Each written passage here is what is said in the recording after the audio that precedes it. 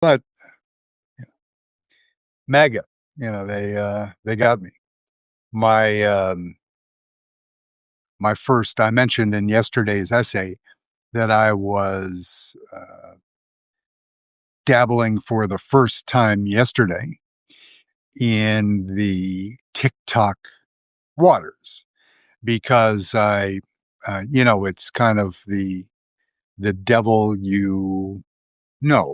sort of argument that I understand on one level that TikTok and the manipulation of the app is dangerous, particularly to the younger members of our world, our grandkids, our kids, middle schoolers and the like, that can be more easily manipulated, uh, um, or you would have thought so, than adults. But then came last year's or now 2 years ago, the election in 24, where we found that cultish loyalty can make adults behave like fucking children. Anyways, we're not doing no. We're going to be more positive until I started thinking about the lists that people will make about the prior year, the what did I achieve in my resolutions. One of mine was to schedule the Substack sessions, so it gives people time to register that somebody's going to be yapping in their general direction, and they could choose to watch, to listen, or to ignore. But day one, I've already failed. But that's what I'm going to try to do that in at least an hour out. Say, yeah. Um, uh, and what I'm trying to do, in addition to all the other things, and trying to run a business, and in reverse, and got that in reverse order, trying to do what my wife tells me to do, and and such other things, is I'm going to try to do a short TikTok thing in the morning, featuring for now until I get a better sense of the entire experience.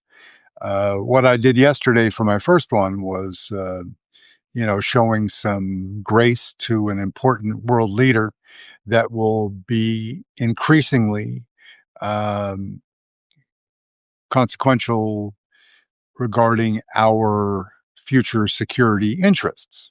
The Prime Minister of Japan, where, when we pull back for various reasons, for, the America First, which is what the Trump coalition were screeching about during the election, that no more foreign wars, America First, make America great again, Maha, what are all those other silly things, affordability, all of the buzzwords that Trump has betrayed, each and every one of them already, and we're not a full year into the administration. Affordability out the window. For no more foreign wars. We're doing them by choice. We're not defending American interests. We're going into the Caribbean to what appears still to kill black and brown people for doing things that there's no death penalty for any sort of trade, whether it's cocaine or counterfeit Tommy Bahama shirts. But that's what they're doing, and still messing up, Ukraine, it's upside down. But of course, that's the way that Vladimir Putin wants Ukraine to be. So that's the Putin directive as channeled through his number one asset, declining asset, but an asset nonetheless, while he's still on the top side of the ground. And uh, Gaza, talking about going to phase two of a plan that was really a hostage release, not a peace plan.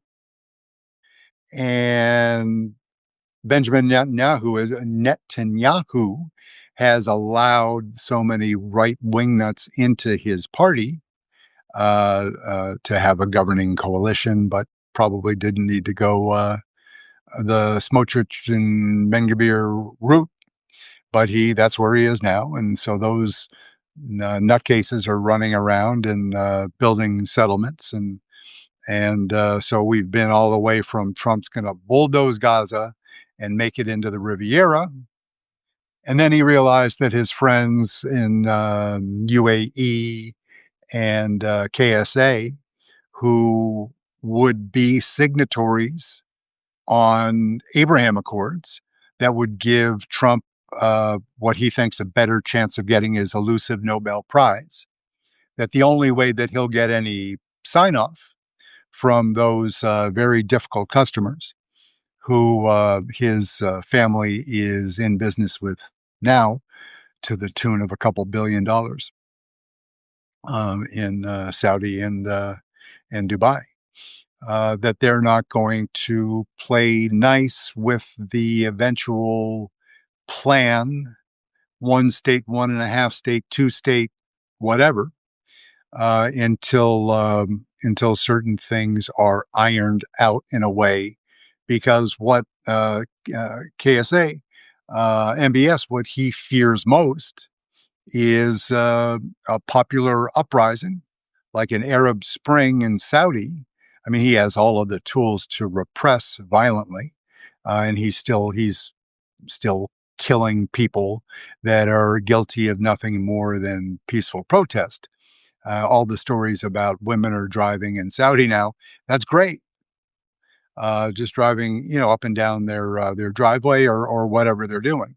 But it's still post Khashoggi, the murder of the Washington Post affiliated journalist with dual citizenship that was murdered by KSA. There's still a great deal of torture, and have been executions for nothing more serious than opposing the ruling regime. So that's going to be, then that's all tied together because it's Middle East and Donald Trump's financial interests above all else, while trying to help Israel because it's convenient for him to do so, because his son-in-law Jared Kushner is in bed with every Middle Eastern potentate, uh, uh, Jew, Gentile, or otherwise. So it's a very complicated situation. It's not going to change. Throw Iran in a double tap back on Tehran, while their population is in not quite in revolt, but there has been more protest, and some of it a little bit violent, on the streets of Tehran and in other parts of Iran. There's been more unrest there than there has been almost in since the revolution, which is 79. That's, oh my God, 45 years, a long time ago. Yes. So, but back to we'll go to the title of today's essay, which is Tony Baritone and the MAGA or the Whining MAGA. Right? Tony Baritone and the Whining MAGAs. So you see even the print down there low on the screen is really small, but I remembered. Amazing. I don't drink anymore, so I don't have a hangover. That helps. I think I've sobered up. It's only been about 3 years. Yeah. So who's Tony? Who's Tony Baritone? That's our friend, our patriotic, fearless epidemiologist and doctor from Cornell University, one Anthony Fauci, Tony Fauci, who was a daily feature in our lives throughout COVID. And he also was a prominent feature in the lives of right wing MAGA, pre MAGA, uh, uh, silly people who were like, oh my God, Tony Fauci, he's the one that's forcing me, who's taking away my rights to get as sick as I want, and he's making me wear a mask. And then lo and behold, after the fact, we learned that maybe the masking and the closure of the schools and all that was perhaps a little excessive in hindsight. In hindsight. Did we know it then?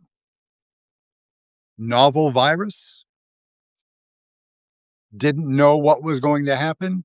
Knew about the transmissibility. It was bad. Didn't know a lot of things about the duration, the what what would what would the statistics be as far as herd immunity following enough people in our society having been either vaccinated or having got COVID, right? So, remarkably, in our family, my wife and I avoided getting it, and of course the young healthy kids, the tough double X chromosome variety, each got it twice. So you know, it's life is absolutely not fair, but they're young and healthy enough to carry the weight of those things. But so Fauci was the poster child for governmental overreach for so much of the MAGA world, and just screaming and silly kicking feet. I'm not wearing a mask. Gosh darn it! I'm an American, and if I want to go out there without a mask, then that's my constitutional right. And now what do you got? Now you got now you got a fascist regime running around, ironically, in fucking masks. How about that? Isn't life delightful? So maybe get one of those masks that the fascist stormtrooper private army folks are wearing, and wear that down to the range or down to the bar, to the club, because maybe now it's going to 180. It's going to be sort of a fashion symbol or something. I don't know. It's I'll have to workshop that a little bit. But this dear gentleman, all he did his entire life's work, and he worked an entire life. As far as I know, he's still doing something today. Tony Fauci turned 85. I think day or two before Christmas. So, a week ago or something like that. So this gentleman, after he graduated from school and went to work in government, all he did for his entire professional life was to fight tirelessly for a cure for some a few illnesses you might have heard of, like HIV/AIDS. Kind of important still, right? It's killed a lot of Americans, and excuse me, he fought tirelessly for that. And then when AIDS was no longer the novel uh, challenge facing epidemiologists, then what did he go on to? Ebola, right? Which is, it's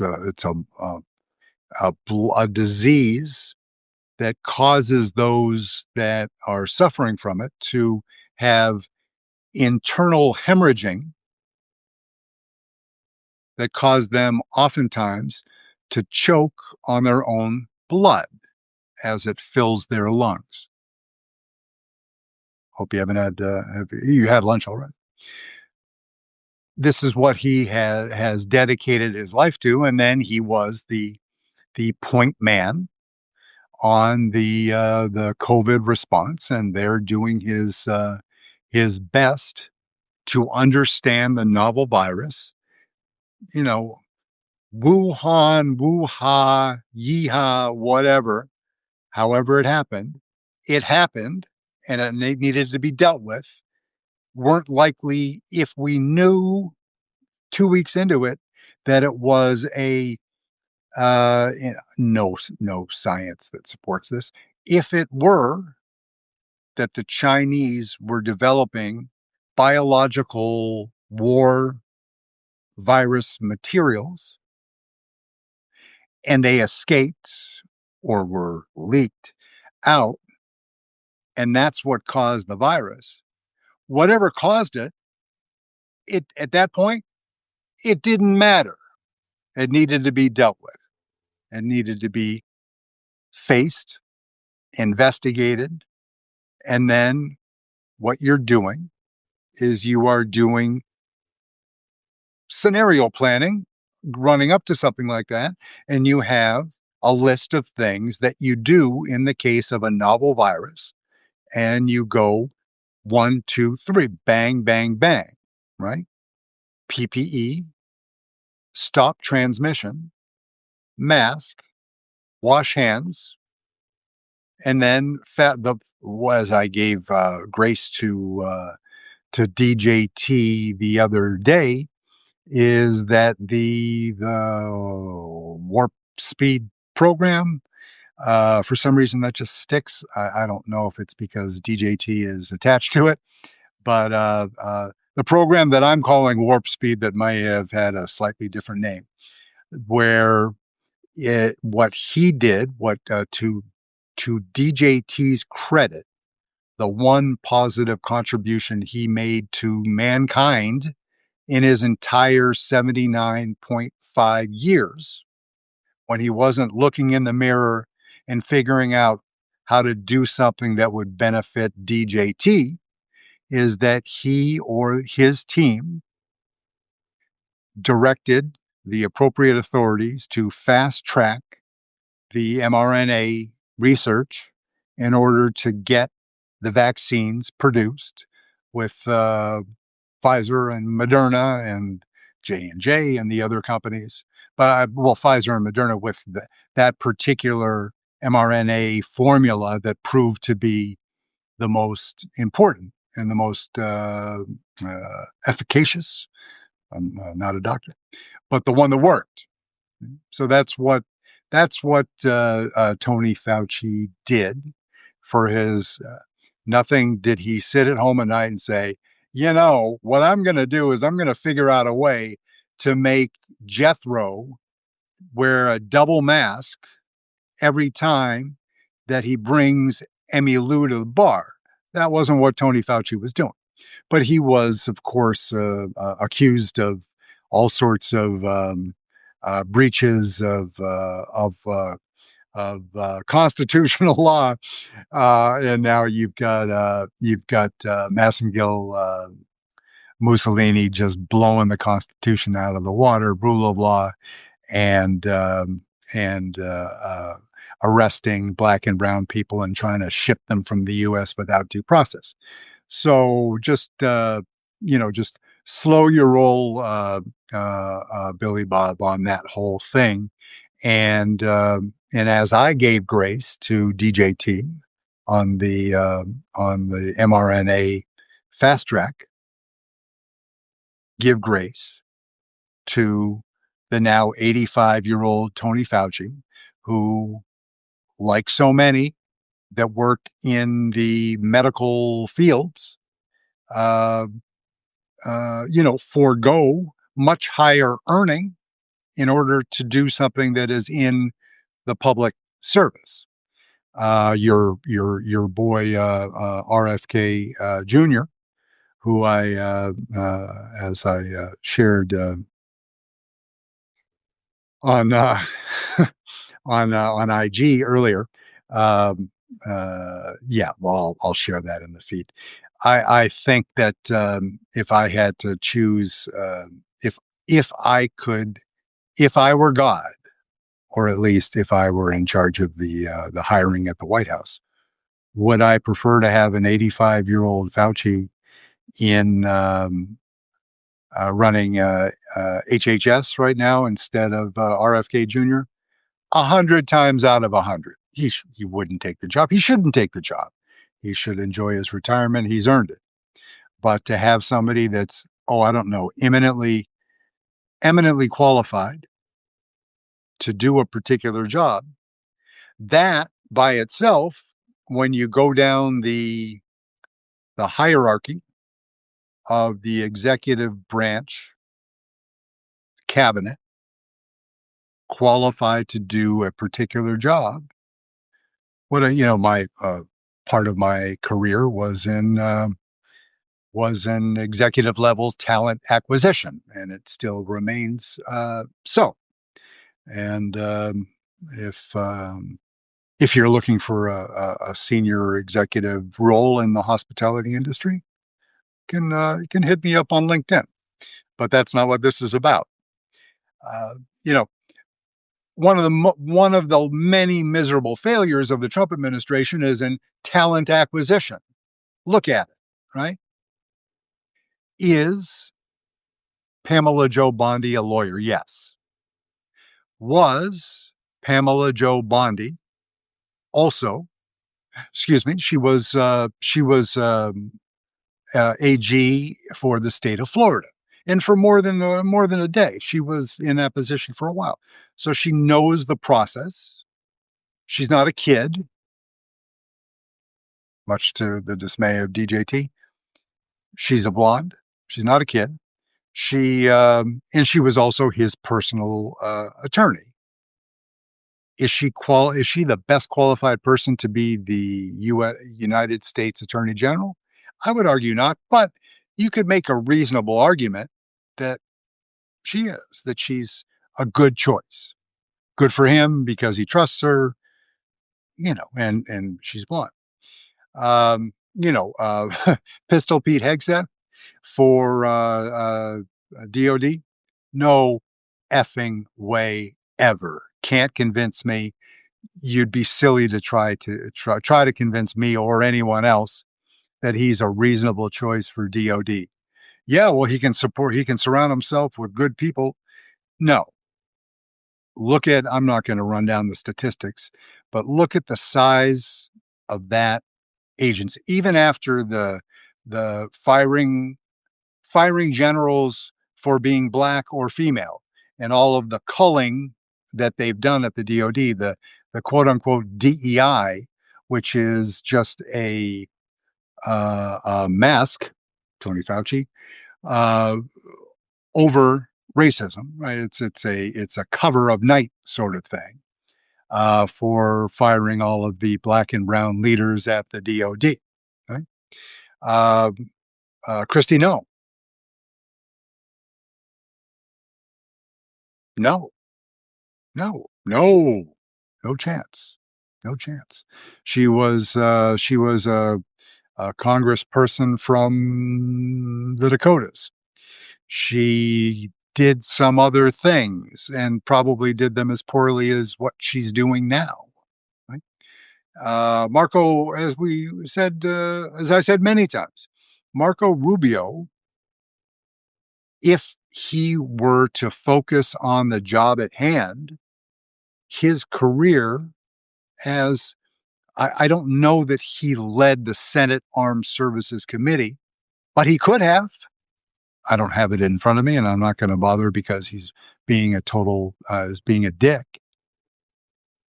But he could have led the Senate Armed Services Committee, and he served with distinction in the United States Senate for a period of years. Went to school, went to undergrad, I think one of the Florida State schools, and UM law school, right? Qualified guy. But anybody that would allow themselves to be manipulated the way that he's been manipulated by Trump, by Stephen Miller, is by virtue of that, those are disqualifying behaviors, right? Allowing yourself to be manipulated. You could have seen it coming. You know it's Donald Trump. And you're like, oh, it's just Trump being Trump and all of the excuses and it's what people voted for, and it's not any worse than what Joe Biden did. And bullshit. Bullshit. It was bullshit in 24, all of 25, and it would be bullshit three-quarters of the way into the first day in 26, right? So yeah, talent acquisition, not a ringing endorsement. Whether that was Susie Wild who did all of that, those interviews, 11 interviews over as many months with Vanity Fair, Esquire, Vanity Fair, yeah, with magazine and gentleman Chris Whipple. I'm just kind of ripping that out of the stratosphere, but the gentleman that wrote the article and was on the record for 98% of the time that they spoke, and that was clear, and nobody is questioning whether any of the silly ass shit that they came out with was a violation of that principle.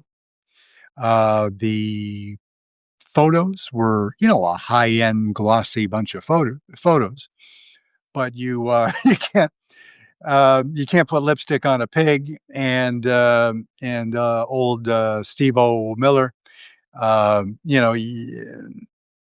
it ain't gonna, JD.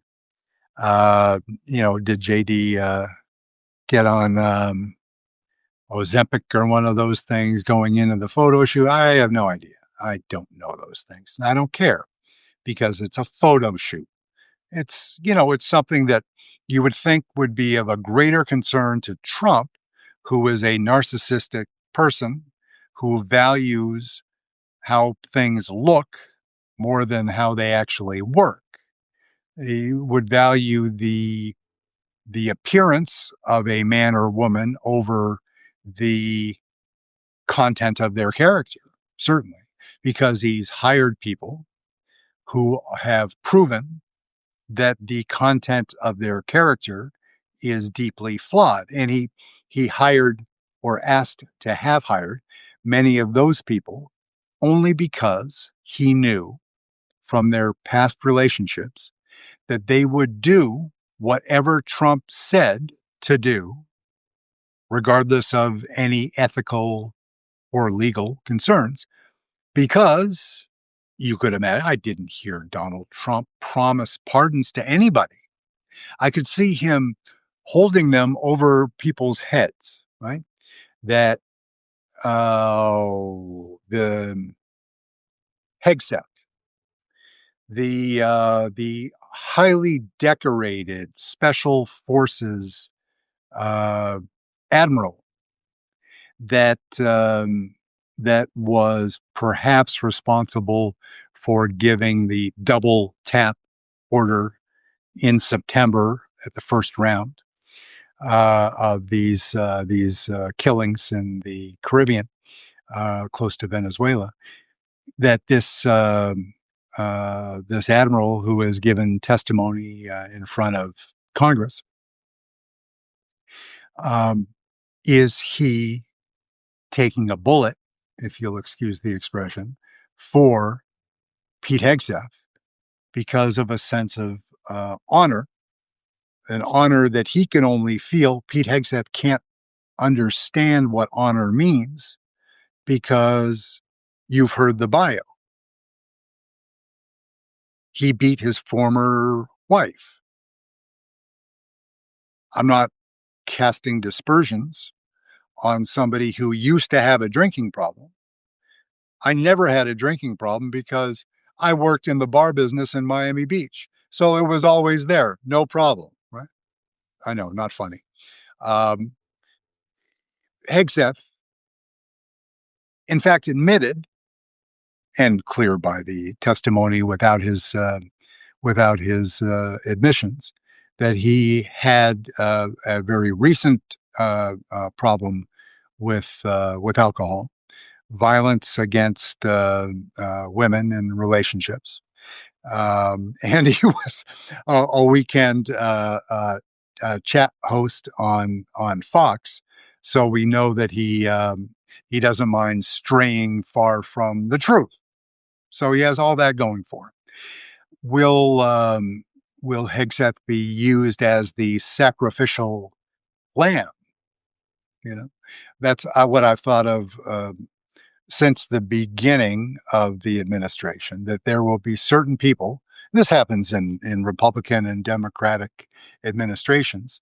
That there's a scapegoat, right? Sacrificial lamb, somebody that takes the lumps so the rest of the administration can go forward without the stigma of the shame that was brought about by a particular event, oversight, or statement.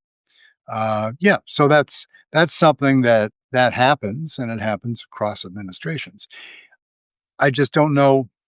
My goal as a Democratic Party member and faithful, and somebody that's just knows that Trump and MAGA and America First, which is Charles Lindbergh code for Nazis. It is. It is. That's that's by definition, and that's and the heir apparent being J.D. Vance. That's not good for America. That's not good for democracy. I love America. I love democracy. And as I've admitted here in court, I'm not a perfect person, and I have in fact voted for a Republican before, but his name was Ronald Reagan, and William Weld, governor of Massachusetts in the 83, 86, 7, somewhere like that, when I was a little bit younger. Yeah. So we have these people that are dangerous for our way of life, for the democratic, this beautiful system that we have that requires some work, as I've talked about for months. The idea of a sort of getting to a two-party sit down. Uh, uh, not a Don't call it Congress because they suck. They haven't been doing anything except going on vacation. Uh, Speaker of the House has been updating his Grindr profile.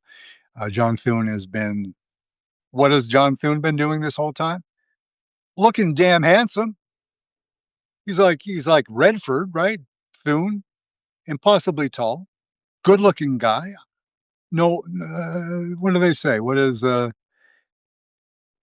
Oh, the expression is, oh, no Bruno from this side of the fence, but John Thune, remarkably attractive. He's kind of like Mitt Romney, uh, whiter than Christmas, upstanding citizen, probably a deacon in his church. No dispersions on church involvement. Just throwing stuff out there, and somebody who is admired by other men in the cloakroom and in the gym. Somebody that's gonna spot you and and not try to grab your daughter's butt when she comes to visit daddy at work. He's just like an upstanding kind of guy.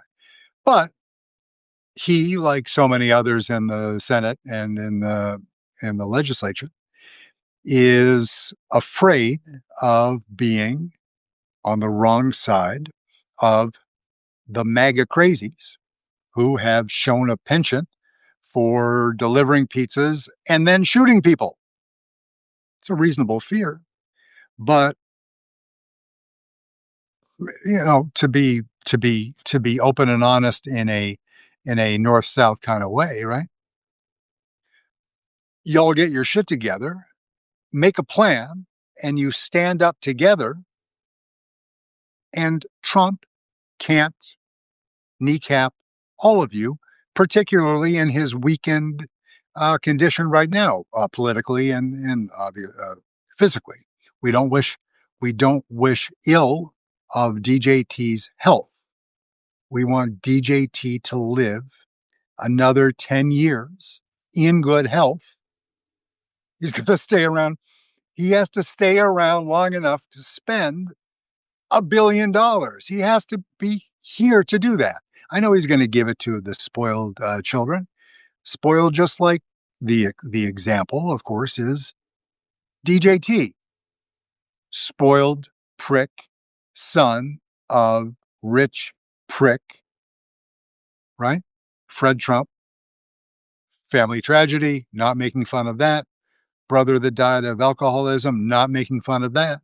But DJT, spoiled prick, son of Fred, who appears to be or wasn't the nicest guy, and not father of the year. But Chip off the old block, and they're not named Chip, but DJT Junior, Eric. I won't talk about the women because I don't know any of them, but they're women. And the younger son, the impossibly 6'7" Baron, who is now 20, 19, 20, 21. And in okay, I want to give grace again. Here's a heartwarming element to the Trump family story. All right.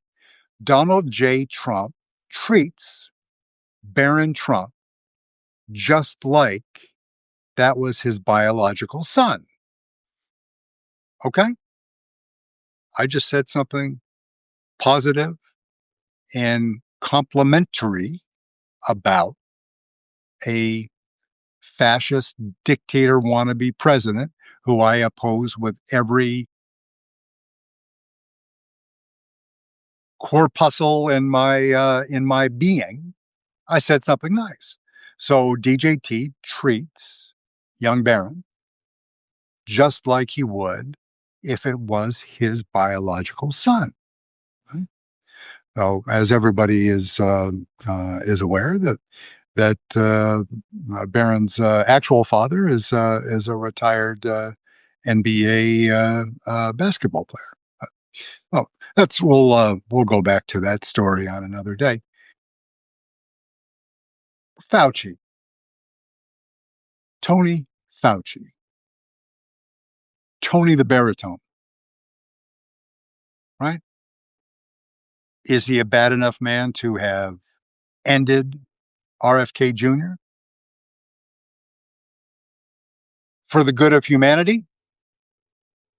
Stick around to find out. It'll be in the feed. He may have done us a mitzvah on the first day of the new year, just as Zoran Mamdani is walking in, and people are running around with. I was watching the protests with the Israeli flag protesting his Zoran Mamdani's swearing in ceremony inauguration, and it just makes me think, for Israel, which you know I appreciate and love the state of Israel. That doesn't extend to the behavior towards residents of Gaza. That can be two different things because we're over 21 and the world is a complex place, right? So, state of Israel historically by itself in its as it came of age, Holocaust. We don't need to go the entire route, and I'm not a qualified scholar. I am merely blessed to be horizontally conscious with a woman who is closer to the state than I am. What came to mind when I saw at Mamdani's swearing in, which I am, as you've heard me say before, I am supportive of him. I am supportive of him doing a great job for himself, for his wife, for his yet, excuse me, not my place to say, yet to be born younger family members, for the city of New York, who everybody should love, except the fucking Knicks or the Yankees or the Mets or the Rangers. We want, if you're American, and I'm in the Northeast, I'm a Boston guy, you want New York to be on point, vibrant, successful, firing on all cylinders 24 hours a day. You want it to be the city that Frank Sinatra sang about, right? You want the one that uh, David Johansen's, Patti Smith. You want New York to be New York. I would be running in Central Park when I have the pleasure of going there and staying on the Upper East Side and walking through the neighborhoods and walking across to the park. All New York's it's wonderful, and it's an impossible job that this impossibly young man is undertaking. But he has the enthusiasm and he has, I would say, a genuine drive to be successful in that job, not for Bill Ackman, not for professors from any Columbia or NYU or any other place, and not for the residents of Park Avenue because they can take care of themselves. They have resources. God knows they got grievances. They got their own shit going on. That's great. Bill Ackman has paid more money in taxes into New York City's coffers than I'll ever see in a lifetime. God bless him. And he's younger than I am. So, you know, God bless, you know, but pull together and help this young man do his thing because not because he wants his face on a freaking postage stamp, because he wants to succeed and make New York a better place for those that make New York work for the super rich. Without the service economy people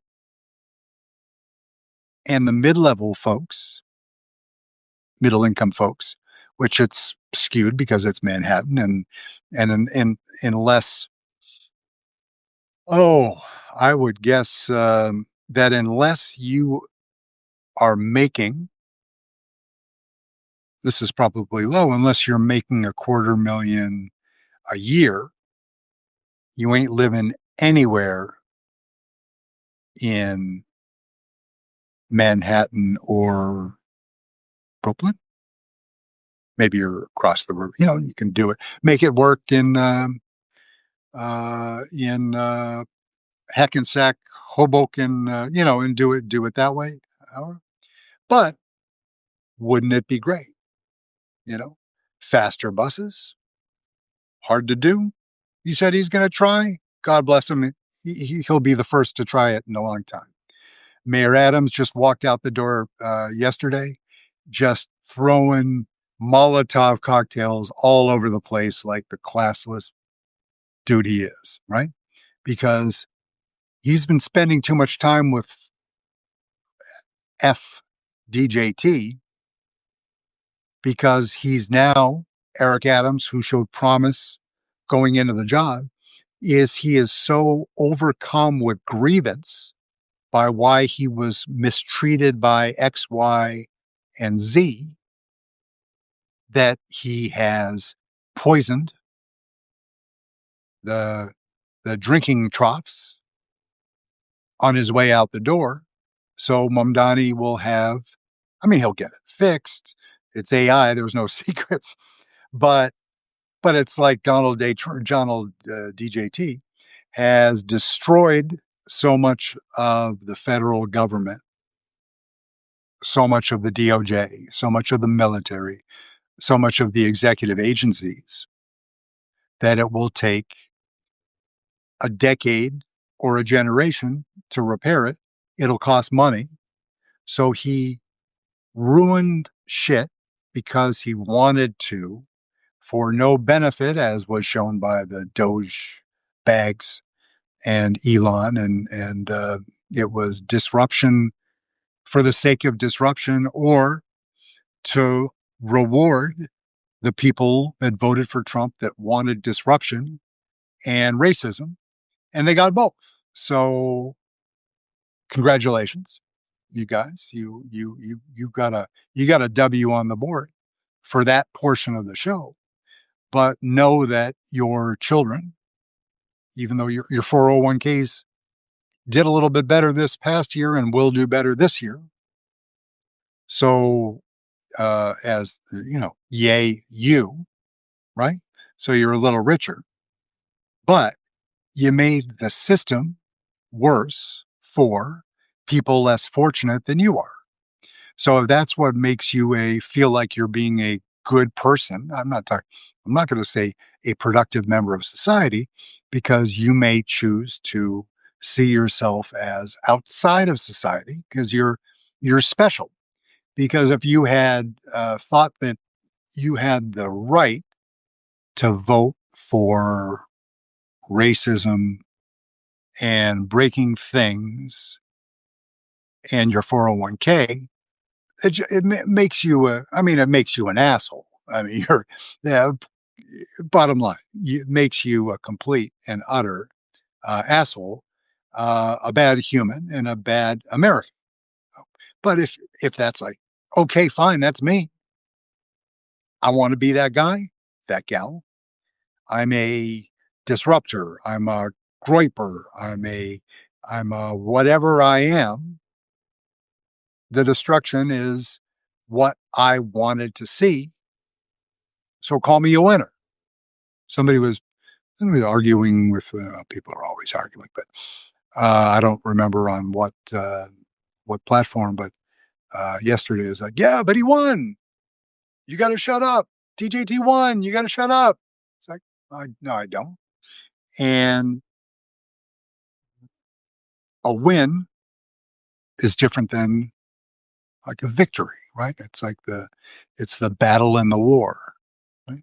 So we got to stay focused on the war and get to the other side. I'm gonna celebrate. If I were having a drink tonight, it would be grappa in honor of Dr. Anthony Fauci. I don't remember his middle name if he has one, but Dr. Anthony Fauci, we salute you. Thank you for your service to the country. Thank you for everything you've done for AIDS and HIV, Ebola, COVID, and everything that you've done to train young doctors, because that's what doctors do. That's the great thing about the profession is that so much of what you're doing as an intern and then a resident and then the whole guild system of medicine. It's what makes our system better than any other place in the world. Of course, we're losing talent left and right. Back to talent acquisition, is that Trump failed in talent acquisition and now is into talent pool dilution because researchers are getting money, big checks, to go to Canada, to China,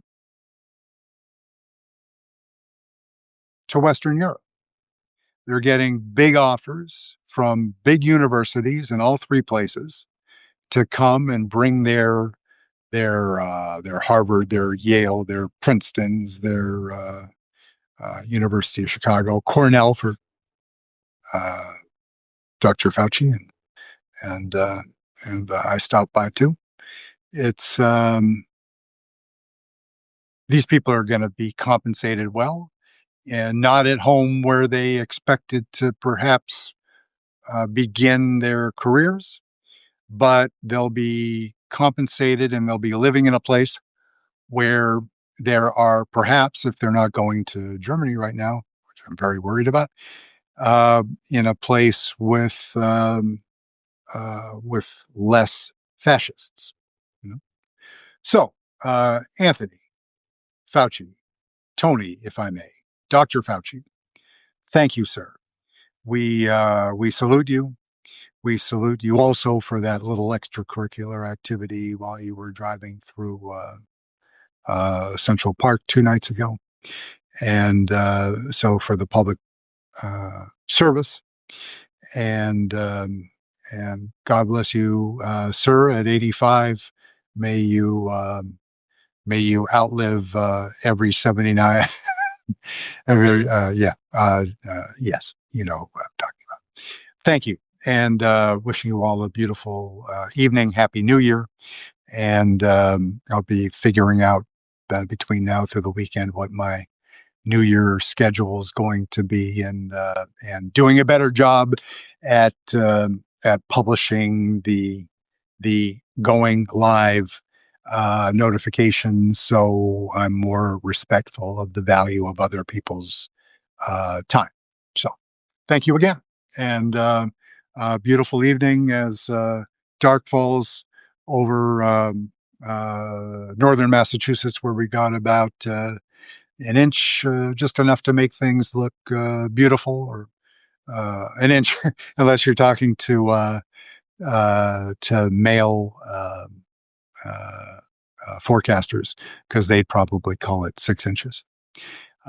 Wishing you a beautiful evening. Thank you, and we'll talk again tomorrow. Thank you. Oh, one final request, as I'm going to be doing with the TikTok, doing some more brief mention, tribute, introduction stuff to starting with allies. Tomorrow or late tonight, maybe, I'm going to be looking at Mr. Zelensky, right? Zelensky, excuse me, in Ukraine, and in other important allies, because they're under a tremendous amount of pressure by our current government. I mean, what J.D. Vance and Donald Trump did, spreading feces across our European allies, um, and Chancellor Merz in Germany, and and and others. So Ms. Maloney in Italy, and whatever the hell they're doing in France, and all of those fun little stops, and the lesser known leaders and allies in other European and South American capitals. No interviews, just intros to leaders that perhaps are not at the forefront of your daily news cycle, and they will matter because we'll need them. They'll need each other now as a bulwark against.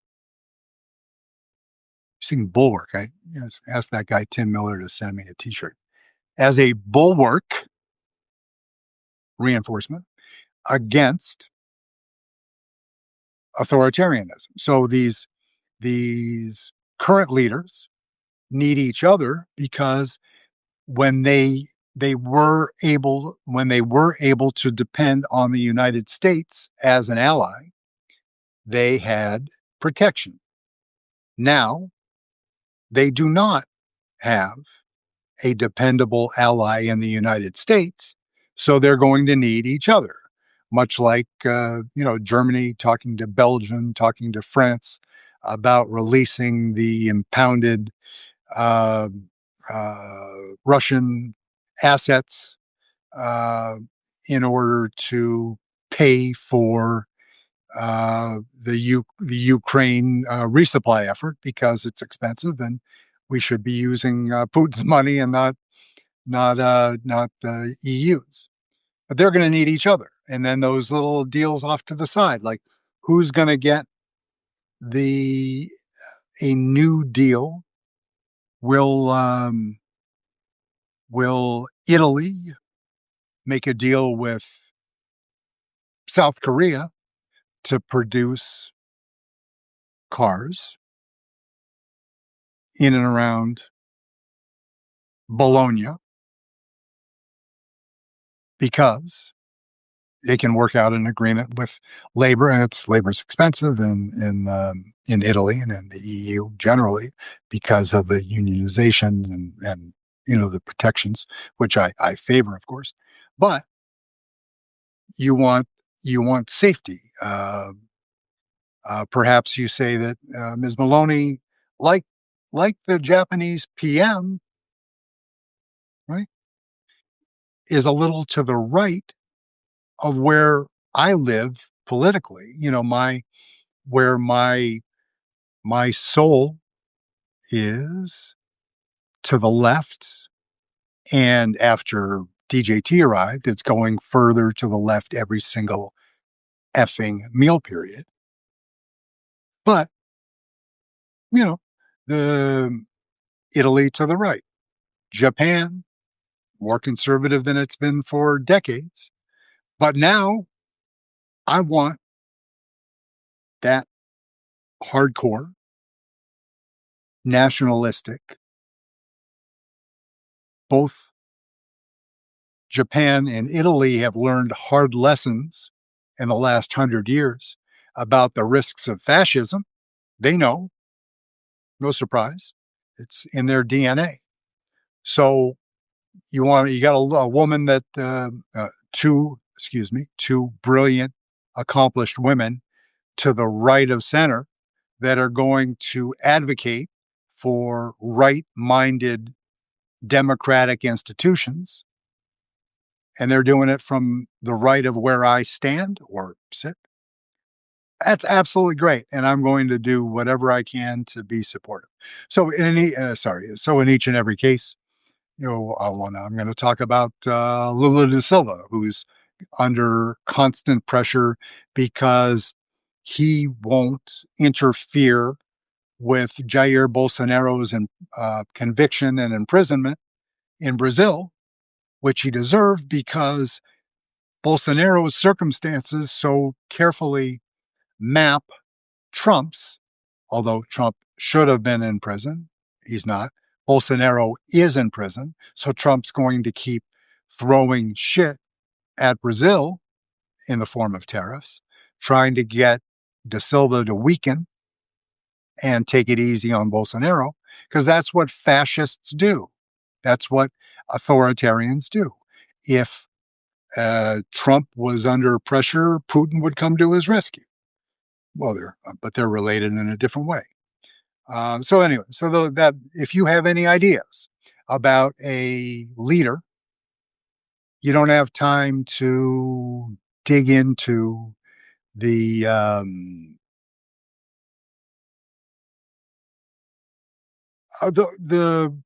leader of Romania. Interesting. You don't have time to dig down into what they're doing in Albania, right? More reliable leader than Romania. But you don't. You have interest. You have questions. Float something in the comments or in the DMs, and I'll include it on the list. I don't promise to get to it, but if you gotta, if I would love it if somebody said, "Hey, the I mean the Albanian leaders like, uh, uh, well, tough group of people you don't want to f with the Albanians." Yes, that's on the list, but there's something particular about the leader that he did as far as judicial reform, as far as electoral reform, and I missed it. I didn't read about it. And you're like, hey, check out the journal story about the Albanian leader and what he decided to do in the area of judicial reform, and I'll look into it and do one of my TikTok shorts about that subject, because that'll be fun, and doing it in a way that puts hand in hand with followers that provide a level of engagement. So restack, subscribe, like, share, share off of the platform, do all those things, and connect with me on TikTok, because I'm learning and curious, and found plenty of Nazis there today. But there are plenty of other people, and I was, exchanging, shit talking the U.S. with people in Japan, and just getting my feet and beak wet in that new to me platform. So enjoy. Happy January 1st, 2026, and we will connect later or tomorrow. Thanks very much.